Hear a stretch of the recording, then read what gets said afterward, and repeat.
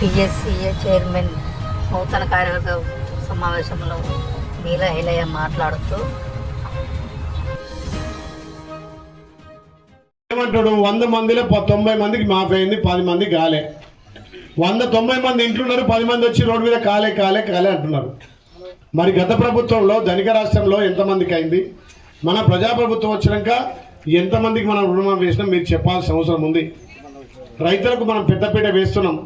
ఇలా రైతులకు బోనస్ ఇస్తున్నాం, సన్నోట్లకు 500 ఇస్తున్నాం, ఇన్పుట్ సబ్సిడీ ఇస్తున్నాం, విత్తనాలు సబ్సిడీ మీద ఇస్తున్నాం, నాణ్యమైనటువంటి కరెంట్ ఇస్తున్నాం.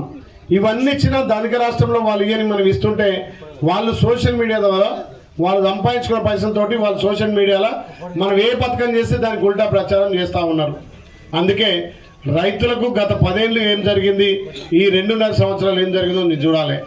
గత ప్రభుత్వం నెలకు 25,000 కోట్లు ఖర్చు పెడితే మన ప్రభుత్వం నెలకు 5,000 కోట్లు ఖర్చు పెడుతుంది. అంటే వాళ్ళకంటే డబల్ ఇస్తుంది రైతులకు.